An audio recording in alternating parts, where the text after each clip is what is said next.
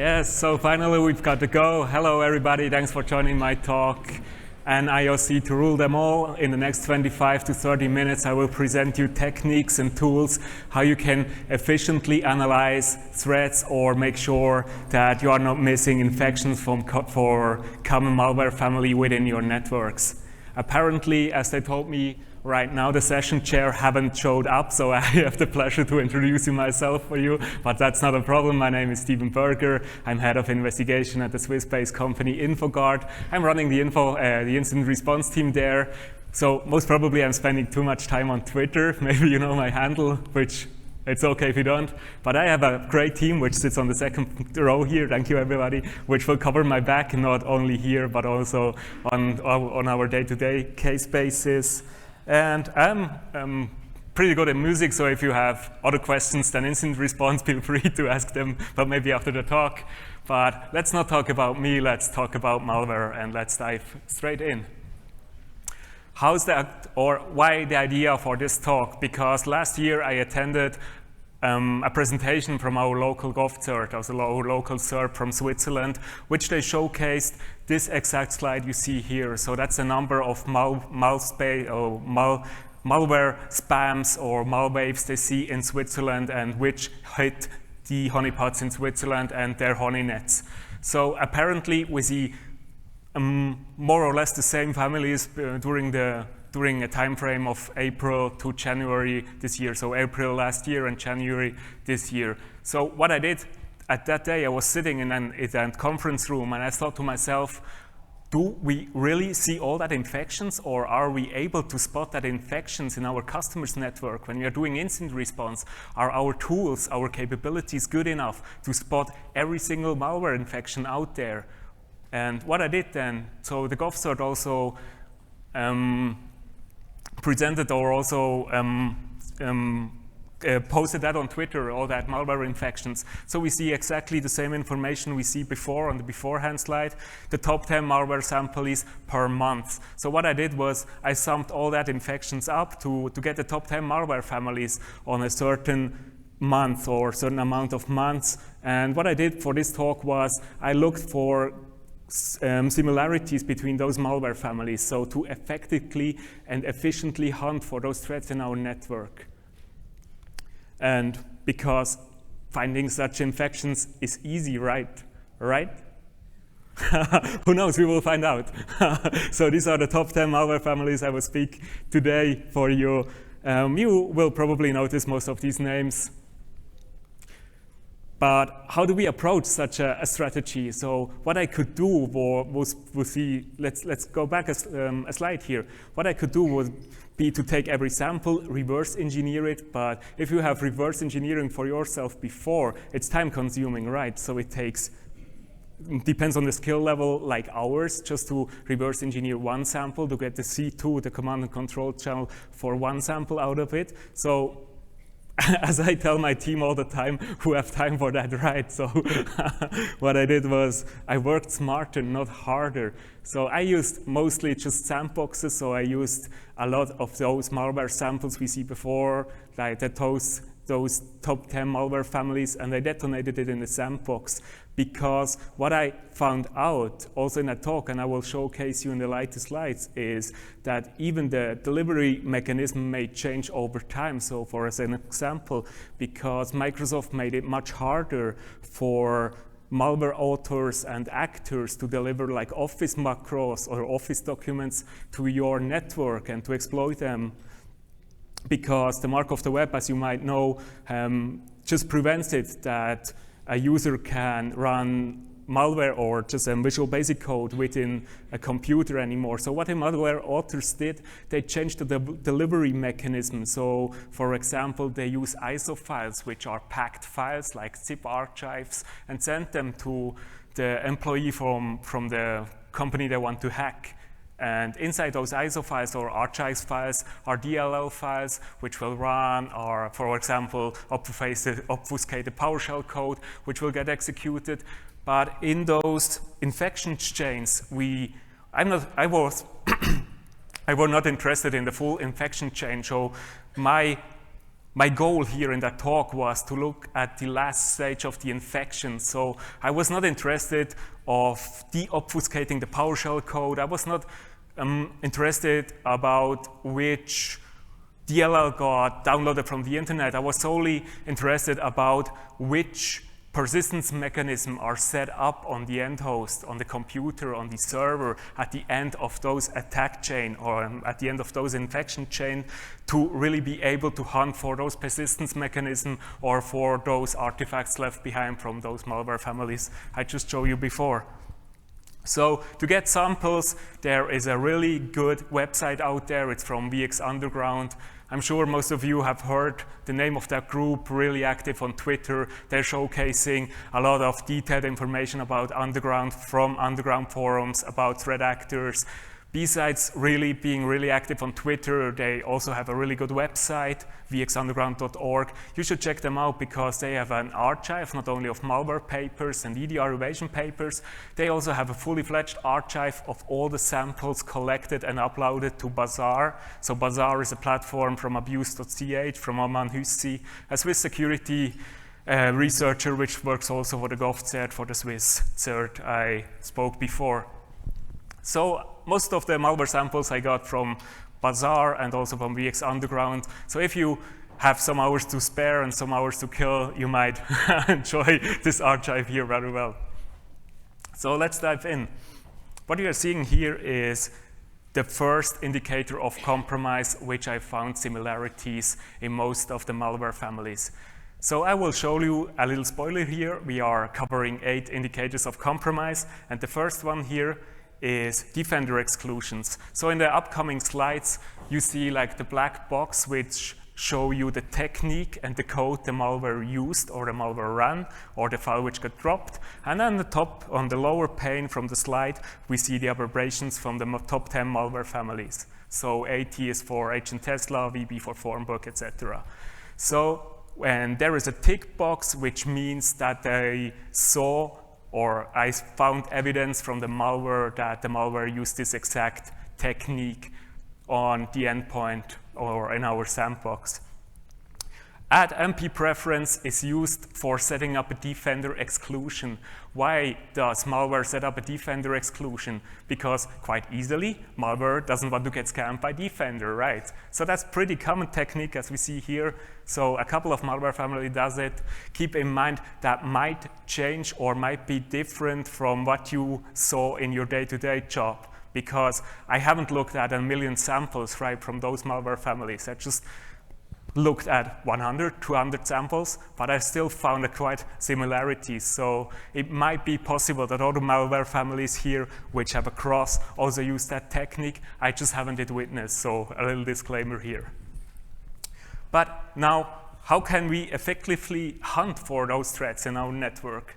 Because what we are seeing here is when malware tries to set up a new defender exclusion, that creates an event entry inside event logs. So a good strategy here is, I'm sure most of you collecting security event logs or maybe RTP event logs and ingest all those data into SCM. But who in that room is collecting defender event logs? Please raise your hands. Ah, okay, cool.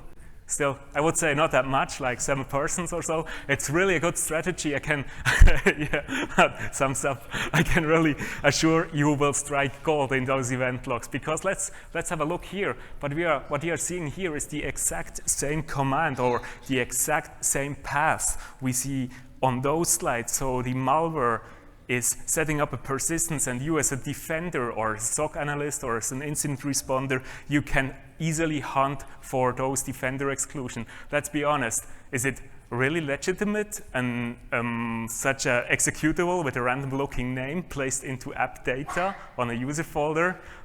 Maybe, I would say no, but we'll find out. So it gives you another angle to find evil just looking at those event logs. And if you have the chance that you have full command execution within your network, for example, I will showcase you later on Velociraptor, so an open source tool which got acquired by Rapid7 a couple of months ago. It's still open source, but within Velociraptor you have the possibility to run code on all endpoints, so on your whole fleet. given that an attacker deleted those defender event logs or they got overwritten over time, you still have the possibility to extract that information out of the registry as we see here. So there are different angles I will showcase you to get the same information.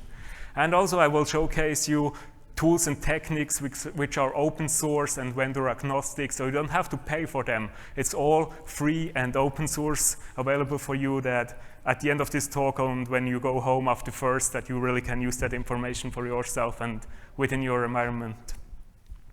The next thing I noticed was when I looked at the samples or the data from the sandbox from the malware was, even if the malware was an executable, at some points the malware used PowerShell code, being here for setting up a new persistence within the registry. So what we are looking here is PowerShell code which sets up a new run key within the registry. So I wonder for myself, why would malware do that? Why not just use the Windows 32 API and create a new registry with the help of the Windows library functions? Personally, I don't really care, and because I can hunt for PowerShell code. So keep that in mind. PowerShell, when PowerShell gets executed on endpoints, it might end up in event logs. That might up is based on the login policy you have. So that's also another thing you should check, maybe in your network, in the customer networks, that PowerShell script log logging is enabled on all endpoints. You can really enable that easily with group policies. Just set up a new group policy and enable all the PowerShell script log logging. Why is that so valuable? Well, because the exact same code which got executed by the malware will end up in the Windows event logs as well. So what you are seeing here is Microsoft Windows PowerShell event logs, and the same exact entry which got executed is here. So another angle for hunting evil inside your event log. Because it was fun the last time, please raise your hand for all the folks which collecting all the PowerShell logs. Even less hands are raised, so that's a really valuable strategy here. Just collect those logs, you might strike gold there. And this is also important, folks, keep that in mind. Even you are not actively logging PowerShell script logs, so the policy is turned off. Microsoft has a list of malicious keywords which automatically locks the executed PowerShell, nevertheless the policy. So when you have an active attacker inside your network and the attacker is using malicious PowerShell code, for example, lateral movement or for dumping memory or whatever, it might get also locked into the event log. So that's especially valuable when doing incident response. Just make sure that you're collecting those information and have a look at these PowerShell event logs. You might really find gold in those event logs. Scheduled task, I mean, such a classic. It's really a classic, and we see 9 out of 10 malware families are using this technique. I had to slightly adjust the path for the sample here, so the folder is called first, but it doesn't matter. That exact the exact same scheduled task command was used by Quackbot. And it's not only Quackbot who used that technique. We see also a lot of persistence mechanisms set up by active attackers in our incident response cases, which use scheduled task for creating a backdoor, etc. Well, now let's finally we come to Velociraptor. We use Velociraptor a lot in our incident response cases. As I outlined before, Velociraptor is an open source tool, a really powerful open source forensic tool, now part of Rapid7, but it's still open source. If you haven't heard of Velociraptor, you should really give it a try. It's so powerful. Why? Because Velociraptor have a set of so-called hunts, so defined searches you can use out of the box. One of these hunts is called Task Scheduler, and what that hunt does effectively is it collects all the XML files from your clients and from your server which contain all the information for the scheduled tasks. And as Defender, we can also easily search those collected data and also try to find evil within our scheduled tasks. What we are seeing here is the exact same command we see before. So we see the command which takes a parameter, which is a DLL file, which is placed on a user desktop. But that DLL file could easily be placed on AppData roaming or AppData local. So there's another really effective strategy of doing statistics over that data, so maybe sort the data and make sure that the DLL is only placed on one host within your network. That might be also suspicious. Otherwise, you can search for passes which might up as evil or at least as suspicious. Everything, at least my opinion is, everything which is placed in AppData or whatever is considered suspicious, especially when I'm doing threat hunting or incident response in customer networks. Right, event logs. We talked about security event logs. That's the common one which got ingested by most companies inside HCM if they have one. So keep that in mind that you don't, if you are looking for evil inside your network, there are different angles how to tackle a problem, how to search for persistence mechanism or traces of infection. One is the active one which we saw, which effectively and actively collect all the XML files. The other strategy is make use of the event logs, for example, the security event logs or the task scheduler operational logs. Run keys. We saw it before where the malware set up a new persistence mechanism within the registry with the help of PowerShell. Run keys are still highly used by threat actors, as we see here on the slides. And at least from my perspective, it's easy to hunt for those persistence mechanisms. I mean, one of the first things I do when I check the autoruns, for example, when doing incident response or compromise assessment, is checking the run keys. And again, we can filter for those run keys everything which is placed in AppData roaming with such a random folder name and a random executable name is considered malicious or should at least raise a red flag, right?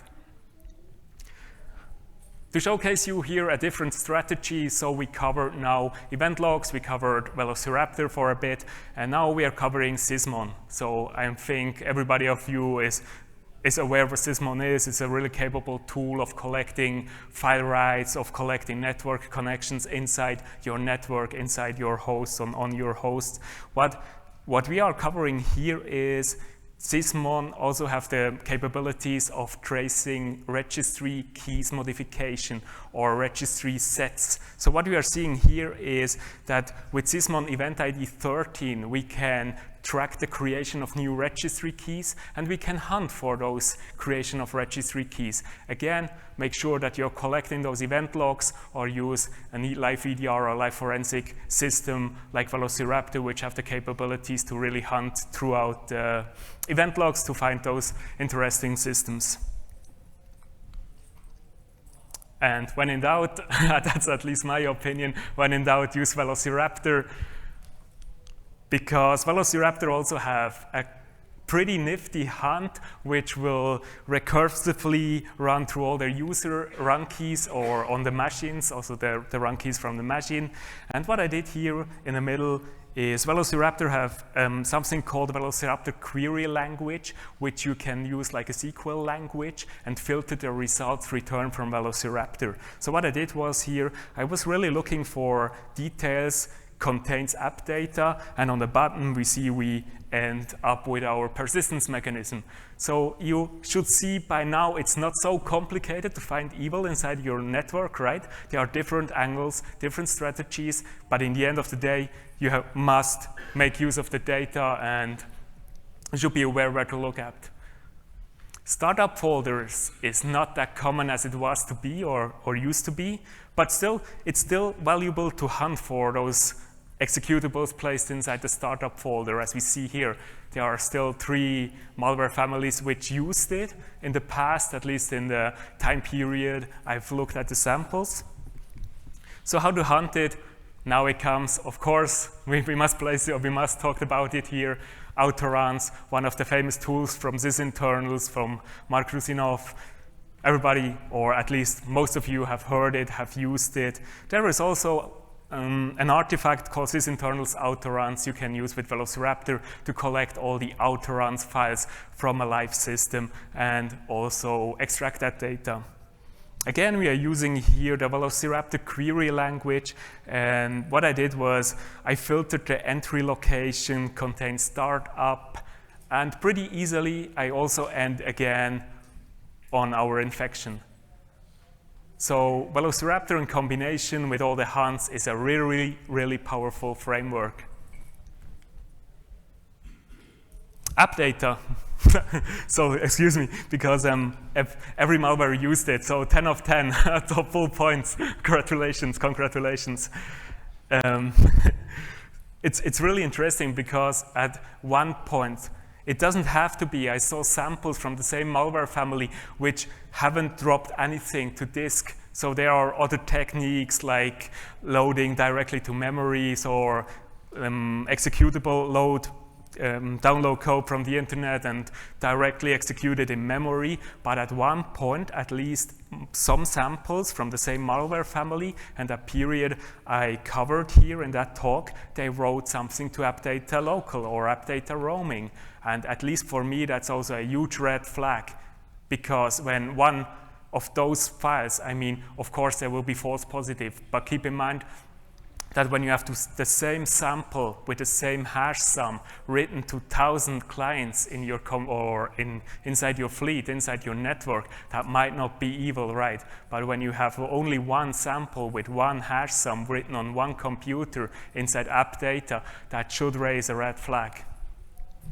We can use, again, Sysmon to cover or to monitor for those file writes. It's called event ID 11 file write, and we again see the target file name. We see also the parent, so the parent which wrote that file inside AppData roaming, and these two combinations are really good for hunting. So you can make, for example, something in downloads folder, write something into the AppData local folder. That's also highly suspicious when you ask me.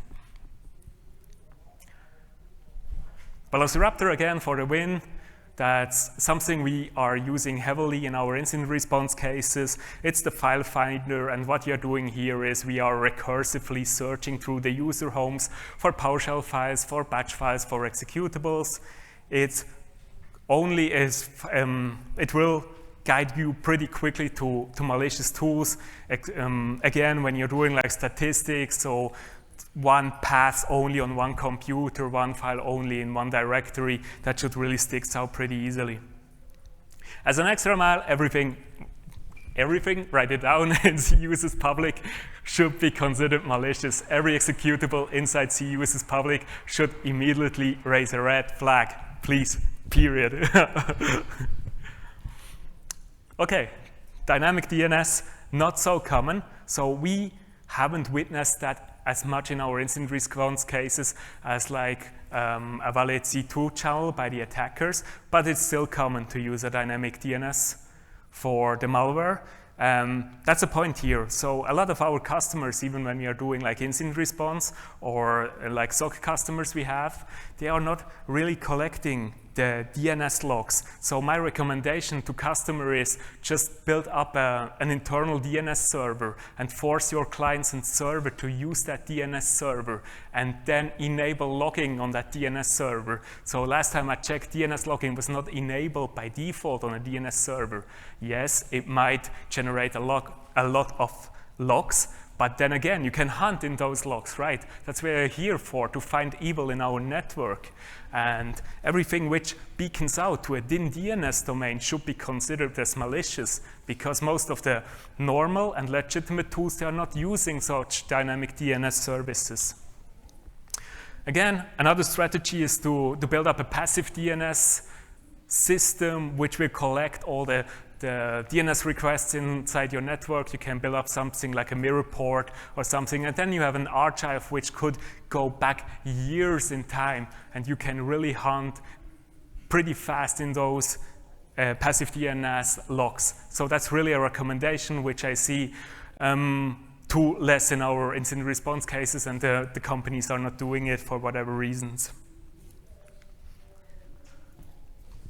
Again, DNS cache is also an option you have, so you can read out the exact same information on the clients when you have code execution. We get DNS client cache, or just use the DNS cache artifact from Velociraptor.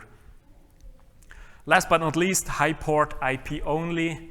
My recommendation to client is every time just use a proxy server and deny client IP only connections to the internet. Really, there are not that many use cases which a direct internet or a direct or client an IP only connection is required. You might struck gold when doing such analysis inside your proxy logs. The same holds true for the high port. My recommendation is firewall logs might be noisy when you're doing huntings just for connections to high port. My recommendation is to use something like Sysmon or an EDR, which will give you context about the connection which might be about the application which might be connection to the high port.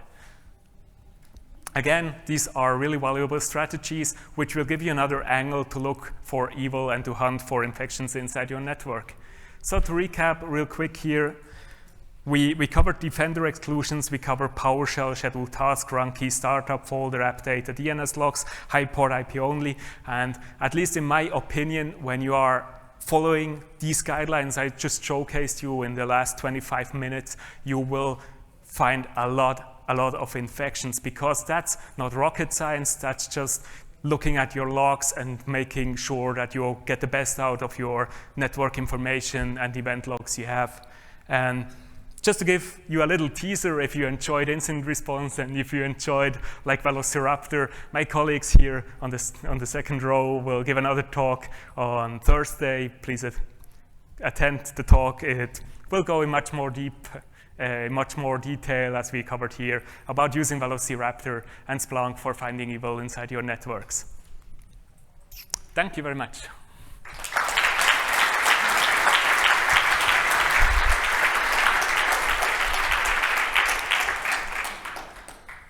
My microphone is still on. When you have questions, please feel free to ask them.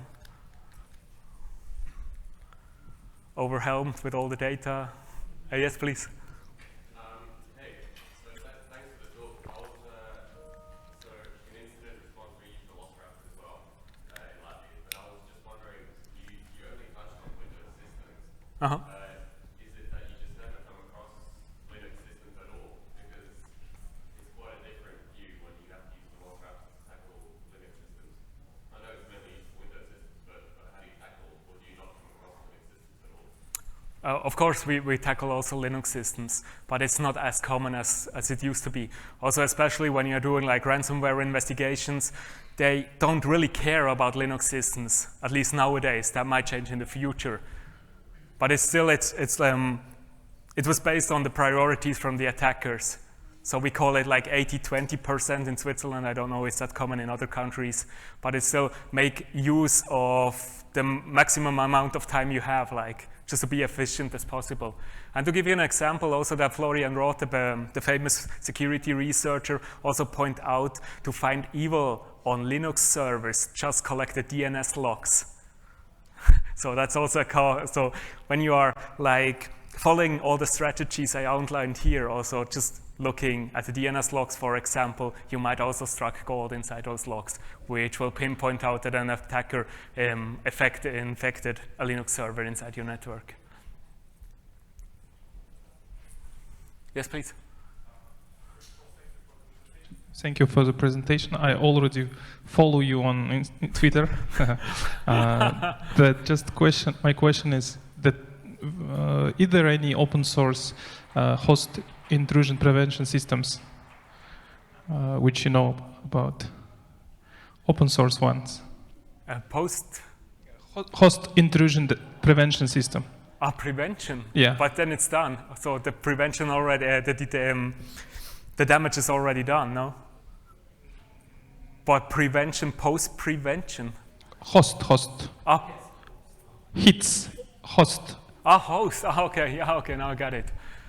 Yeah, we talked about that. For example, you can also use Sysmon, right? for which you can like disable processes, you can disable for certain commands which will get executed. That might give you also a chance to tackle it. Attack surface reduction, for example, from Microsoft you can use. There are different angles here as well to prevent the attackers that an infection can occur. Okay, thanks. Sure.